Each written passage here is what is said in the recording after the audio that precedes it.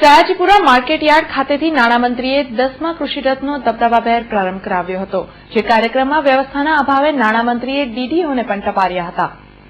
Ajwa road સ્થિત Sayajipura market yard ખાતે આજરોજ નાણામંત્રી સૌરભ પટેલે ધારાસભ્યો જીતેન્દ્ર સુખડિયા, મનીષાબેન વકીલ, એપીએમસી ચેરમેન શૈલેષ પટેલ, વુડા અધ્યક્ષ એનવી પટેલ, જીએસએફસીના એમડી અતાનુ ચક્રવર્તી અને જિલ્લા વિકાસ અધિકારી રવિકુમાર અરોરાની ઉપસ્થિતિમાં 10મા કૃષિ મહોત્સવનો પ્રારંભ કરાવ્યો હતો.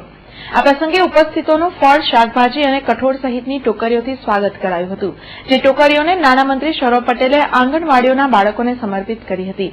જ્યારે ખેડૂત નેતા ઘનશ્યામ પટેલે પણ નાણામંત્રી સૌરભ પટેલને અભિનંદન આપી સ્વાગત કર્યું હતું.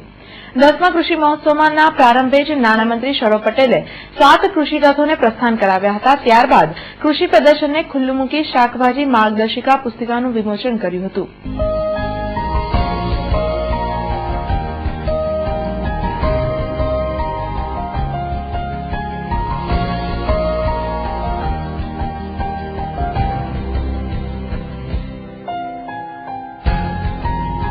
છેલ્લા 10 વર્ષમાં કૃષિ મહોત્સવના કારણે ખેડૂતોની મહેનત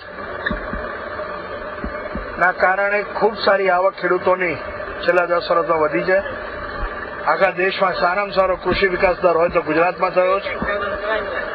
આશરે 15,000 કરોડની રાજ્યની આવકમાં અત્યારે આશરે 1,15,000 કરોડ સુધી પહોંચી છે. આવતા દિવસોમાં સૌને સાથે લઈ સૌ ખેડૂતોનો વિકાસ કરવાનો છે અને આજે વડોદરાની અંદર કૃષિ મહોત્સવનો પ્રારંભ કર્યો છે. આવતા 15 દિવસની અંદર દરેક તાલુકાની અંદર, ગામડાઓની અંદર આ કૃષિ રથ ફરશે અને જોડે જોડે જે સાયન્ટિસ્ટો છે, જે ખૂબ જાણકાર છે ખેતી વિષયમાં, એ ખેડૂતોને બી જ્ઞાન આપશે. ઉત્પાદન કઈ રીતે વધારવું, ખર્ચ કઈ રીતે ઘટાડવો અને જુદા જુદા પાકોની અંદર જે ડિઝીઝીસ આવતા હોય એ ડિઝીઝીસનો બી કઈ રીતે સામનો કરવો. એટલે આ બધું જ કામ આવતા 15 દિવસોની અંદર, આ 44 ડિગ્રી ગરમીની અંદર આ વૈજ્ઞાનિકો ખેડૂતોની વચ્ચે રહી અને એમને સમજણ આપશે અને વિશ્વાસ છે કે સારી પદ્ધતિ ઘણા ખેડૂતો ઓલરેડી અપનાવવાનું ચાલુ કર્યું છે, એનો વ્યાપ બી આ વડોદરા જિલ્લાની અંદર વધશે. તો બીજી તરફ એપીએમસી ખાતેથી કૃષિ મહોત્સવનો પ્રારંભ થનાર હોય ધારાસભ્યો અને આમંત્રિતો સમયસર હાજર થયા હતા, પરંતુ અહીં પૂરતી વ્યવસ્થાનો અભાવ હોય નાણામંત્રી સૌરભ પટેલે આવતાની સાથે જિલ્લા વિકાસ અધિકારી રવિકુમાર અરોરાને ટપાર્યા હતા.